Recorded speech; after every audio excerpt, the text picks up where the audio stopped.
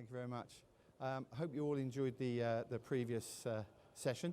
My name is Toby Hester. I'm a director of the European Sponsorship Association. And I'm here today to talk to you about what sponsors want. ESSA's, as the European Sponsorship Association, we're about delivering greater value into the sponsorship industry.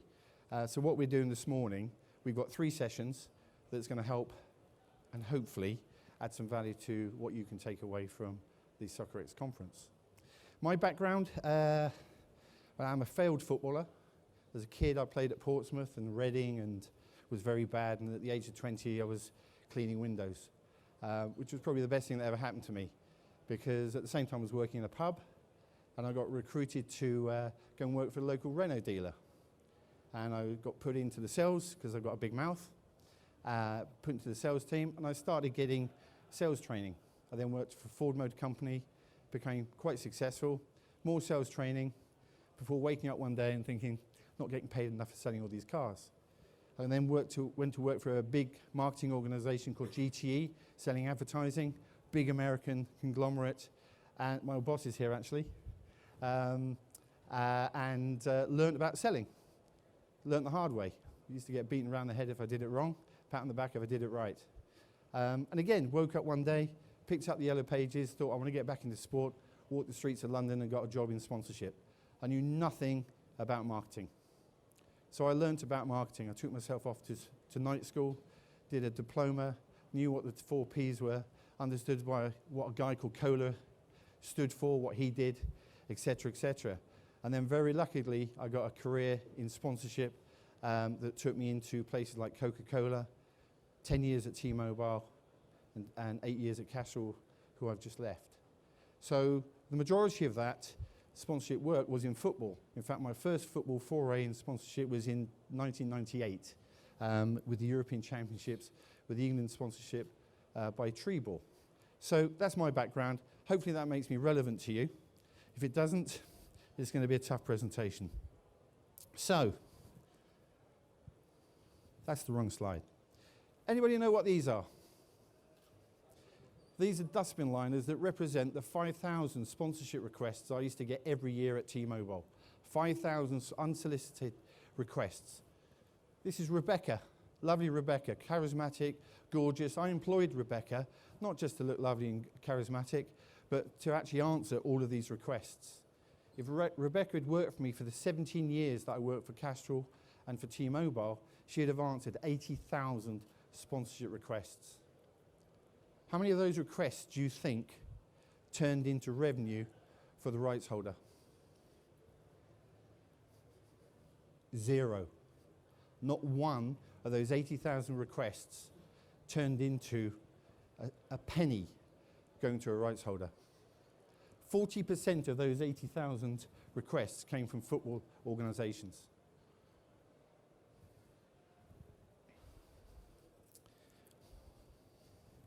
This is called the brand funnel.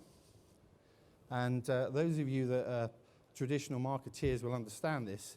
This is the process that companies like Castrol, T-Mobile, Coca-Cola will look at when they're considering the journey they're going to take their customers on. They need to create an awareness of their brand. A brand like Coca-Cola, huge awareness, biggest awareness of any brand in the world. They need to create familiarity. That's a purpose, what it means to me. What it means to me as a consumer. You need to create a consideration. I'm thirsty. What shall I buy?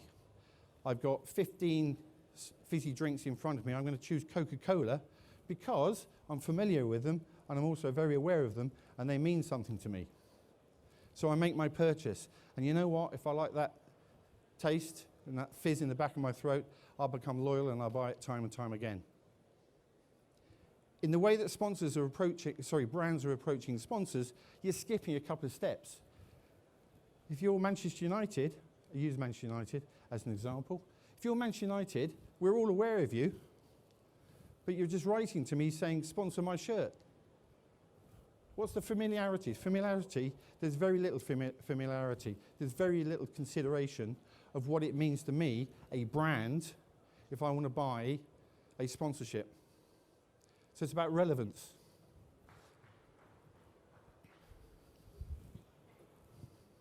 Is there anybody from Southampton here? Football club. Great, that's good. It's my team actually, so I'm extremely loyal to them. Southampton Football Club, I've been a fan of since I was a kid. I actually sponsored them when I was at T-Mobile for a couple of years. We had a secondary deal with them. But I have four buddies, one who's the CEO of one of the biggest sports marketing organizations in the world. One is the MD of an FMCG. The other one is the CEO of a mobile marketing business. And I've spent $700 million in football activation and rights with Castrol over the last 8 years. Southampton don't know that. They have got in their hands people that have been spending billions of dollars on football rights, and they've not engaged with their fans, me. They have never come to me and said, why don't you come and sponsor us? Why don't you come to dinner? Why don't you come and meet the commercial team? So this is one of the fundamental issues with football is you don't really know who your audiences are, especially your commercial audiences. I actually think that sponsorship needs to learn to sell a slightly different way. And it's not just football sponsorship that needs to sell a different way. Football has changed hugely, probably more than any other sector in sponsorship over the last 20, 30 years. Back in the day, you used to sell a shirt deal, you used to sell a perimeter board, you used to sell a website, program ad, etc., etc. Huge revenues now come in from television. You've got huge revenues coming in from merchandise. And sponsorship is probably the second or third thing on your agenda in terms of opportunity. Don't get me wrong, there's still opportunities for you to go and sell your perimeter boards and your other small revenue opportunities to local sponsors, but sponsorship has become far more sophisticated over the years. Football is still selling the inventory that they've always had to the tariff that they decide to put to it at the beginning of the year. I would suggest that football clubs, not unreasonably, and football organisations sit down probably in about January and say, what are we going to sell our rights for at the end next season? What are we going to sell our shirt for? We need to have a revenue of X million dollars, pounds, euros, whatever it might be. And then you divide it up. And then you go out, you send all your information out to all the sponsors and say, do you want to buy our shirt for $1 million? Let me tell you, if you're selling a football shirt sponsorship to Coca-Cola, it might be worth, and you're reaching billions of people in Asia, Africa, South America, North America, Europe, it could be worth a lot more than $1 million. If you're selling it to the local car dealership, it's not worth $1 million because he's never going to get $1 million worth of revenue back from you. So why are you setting your tariffs at a point and as a benchmark that you're going to go out and sell to sponsors? Why are you telling sponsors when you write to us how much your rights are worth? You're not considering the needs of the sponsors. So quick question. Can everybody who's had an education and has a degree, a college qualification, or some kind of business qualification put their hand up? Got some smart people here. Can you put your hand up if you've got a degree, diploma, college diploma, or any kind of professional qualification in sales and marketing? Thank you. A lot less. Can you put your hand up if you've got a qualification in sales? Clever guys. 2. How many of you sell sponsorship in the room? So you people need to learn to sell. You people need to learn how to market. Because if you don't know how to sell, you're missing a trick. And if you're missing a trick, you're not going to be able to deliver this. If you don't understand marketing, you don't understand the journey that brands go through to make a decision on which sponsorship to choose, which journey they're going to take their customers on. If you don't understand sponsorship, you don't understand the friction that's required between the two brands to create the value exchange that the customer gets to believe that Coca-Cola is the right thing to buy because it's sponsoring the FIFA World Cup.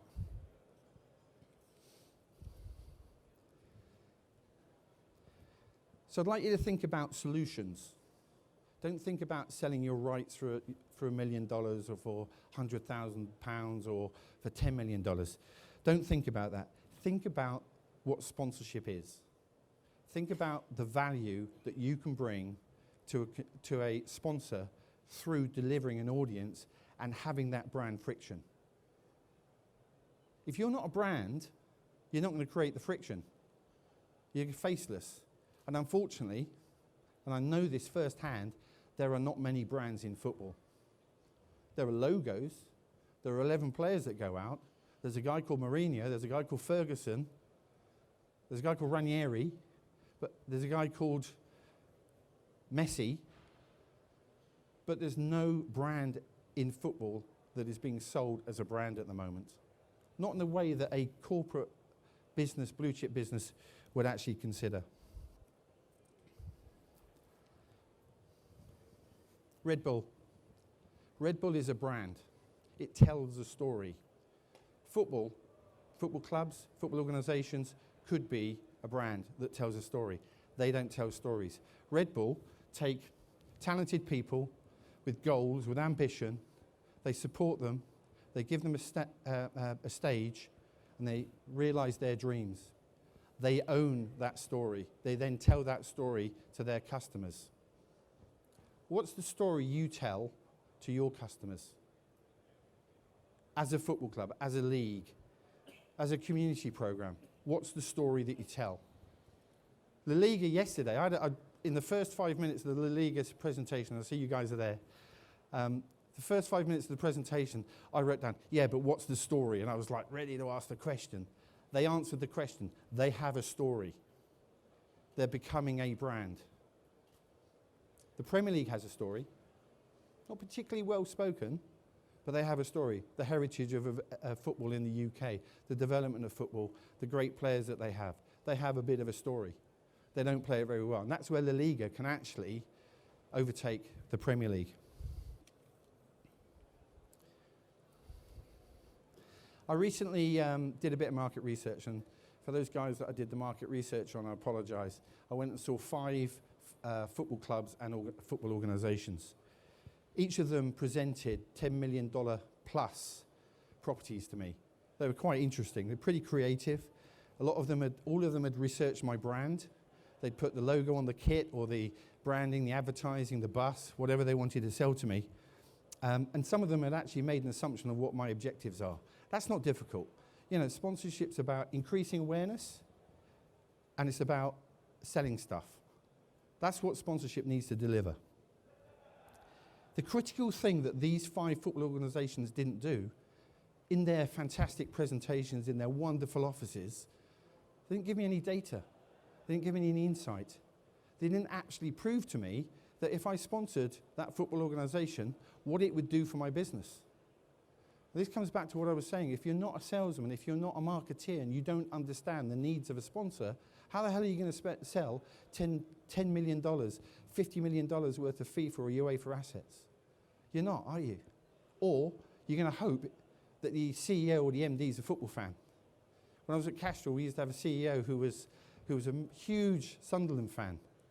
And he was very, very vigilant in the way that he practiced and didn't push us into sponsoring football. But when we said we want to sponsor the World Cup in UEFA, he said, yeah, great idea. And you've got to hope you get that. So you pull on the emotions of those people. But data and insights are the things that you need to deliver. Can we just take these away so people can see what I'm talking about? Sorry. This is my lunch for later. See, it's not really paperwork. Thank you, guys.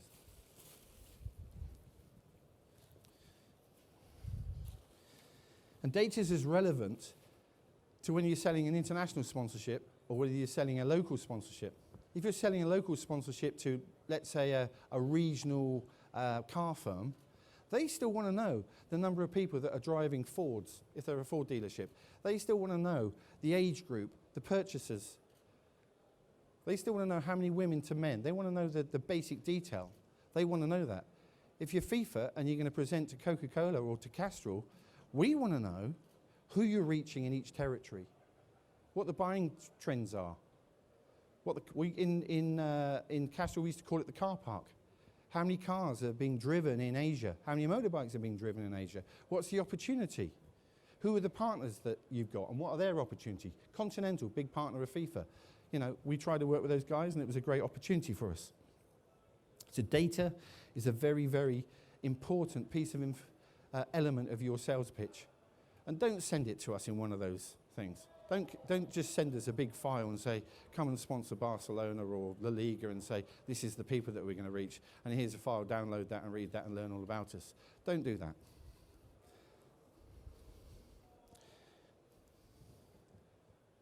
The other big thing that's changed in sponsorship is the decision-making purposes.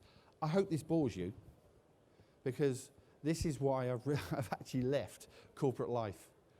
So the internal process back in the day was you'd walk into the MD or the CMO's office and you say, right, I want to do a deal with Manchester United. I want to sell them 20 cars. And they'd say, yeah, okay, that sounds good. Now, you go through a whole process. You've got to define the business goal. I don't define that. The business comes to me and it says, this is the business goal. The sales and marketing direct teams actually then work out what the strategy is. The marketing guys come to us and say, here's your marketing strategy, here's what you need to achieve, come up with a sponsorship strategy, typically 2 to 5 years. We then look at who's the audience that we need to change behavior in to actually shift the impact on our brand. What are the tools we need? Just widely, do we have them? Then we get to the internal sponsorship process. And the internal sponsorships process is, let's create a criteria. By the way, we've not even looked at any of those sponsorship requests. We've not even thought about sponsoring football, cricket, rugby, the Olympics, or World Cup, or anything at this stage. We then research opportunities. Broadly, what's right for us? Football, rugby, whatever. We select a property or a genre. We go to an agency. And this is critical. Very seldom does a brand director, head of sponsorship, CMO pick up the phone to anybody at a football organisation or sponsorship organisation and say, we'd like to sponsor you. Because we want to remain innocuous. We want to remain behind the curtain while somebody goes in, finds out what rights you have. So that's why we employ agencies. We do our due diligence. We assess the opportunities that come back. We look at them and say, actually, you know what? Sponsoring Manchester United, Barcelona, not a bad idea. We might have 2 or 3 on the table. We do the due diligence. Who are the ones with the skeletons in the cupboard? We then create our rights requirements. So we nail down into what are we going to do to actually achieve our objectives? Do we need perimeter? Do we need digital? Do we need shirt? And then we will approach the rights holder. We'll be introduced to the rights holder. And we'll get into the sales process. Sometimes we'll take a sales expert in with us. We do a fit analysis. What is the brand fit? What is the audience fit? And what is the relationship fit? If we don't like you as an individual or a group of individuals at day 1, we're probably not going to like you after day 360. So if that doesn't work, if there isn't a relationship there, it's not going to work. We then go back in turn and we ask for the board's authority to negotiate. Or to close, sorry, I missed the negotiation piece earlier. We create a negotiation strategy. We'll bring a negotiation organisation in if it's a lot of money. You know, with FIFA or with, you know, a $10 million deal, the difference between bringing in a negotiation organisation is probably 20-30% on the bottom line. If I can save $2 to $5 million by bringing expert negotiators in and actually still retain a relationship because we've got into some really tough discussions, that's done it for me. And I would pay money for that. And there are negotiation organisations that do that. Also, my board would feel extremely happy if I've got a professional negotiator come in. I've got sales training. I'm not a very good negotiator. I blink first. So you've got your negotiation strategy, you go in, you negotiate, you close the deal. That's it. That could take anything from 6 weeks to 6 months, that whole process. So when you're sending me that sponsorship request, one of those 80,000 sponsorship requests consider that.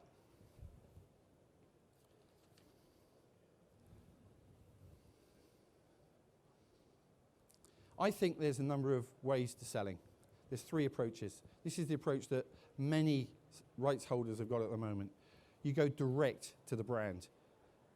80,000 requests, signed up none. Why do you want to go direct to the brand? Why do you want to put that proposal to sponsor my kit for $1 million? What brands do, we actually go direct. Actually, we go via our agencies to the rights holder.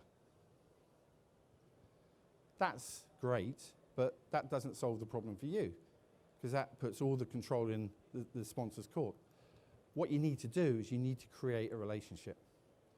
Don't create a relationship by trying to send pieces of paper with figures on it, saying this is the best deal, I can help you. And also don't phone me up and say, can I come and see you to talk to you about your sponsorship strategy and your objectives?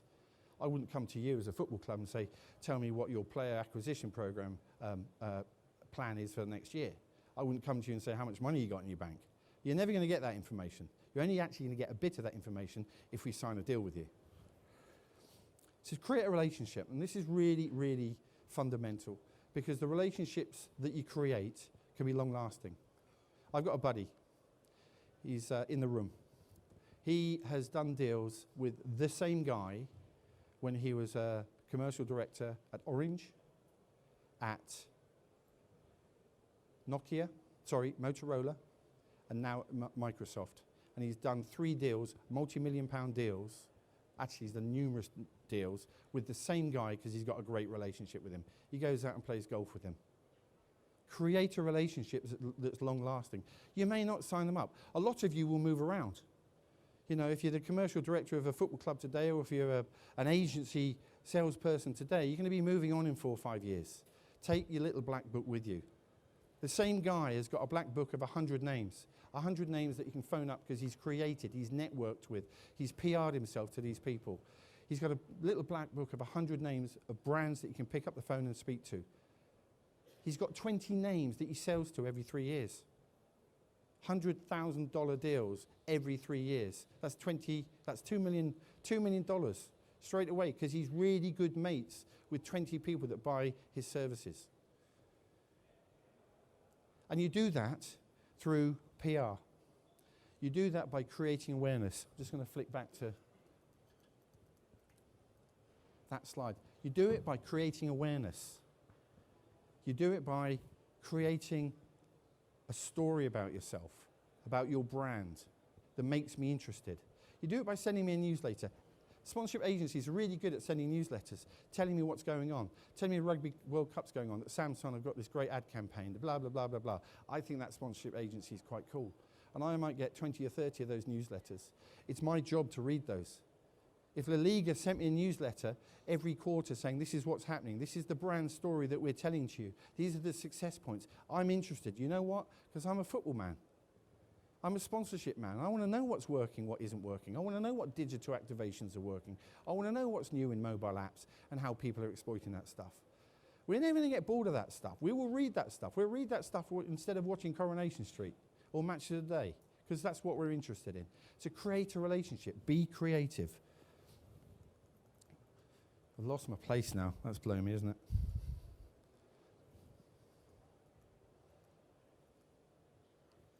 So, I want to wrap up. It's getting dark outside. There are 5 points that I want you to walk away with from Essa and from Toby Hester today. And that is, develop your sales and marketing skills. Don't be afraid of saying, I need educating. When you work brand side, do you know what? You get a budget. I used to have something like a 200 grand budget a year for my team to go and put them onto marketing courses, digital courses. Do that. Invest in yourself. I invested in myself. Create long-term relationships. Become people's friends. Offer solutions, not opportunities. Don't go and offer an amount of money. Don't go and offer the number of people. Offer a solution. Those 5 football clubs I went to, 1 or 2 of them offered me some solutions. Know your fans. Know who they are, where they are, what they do. Be able to push a button on your laptop and have that data ready. That takes investment. Be able to tell that story to the insight and data story to the people you want to pitch to. And be a brand.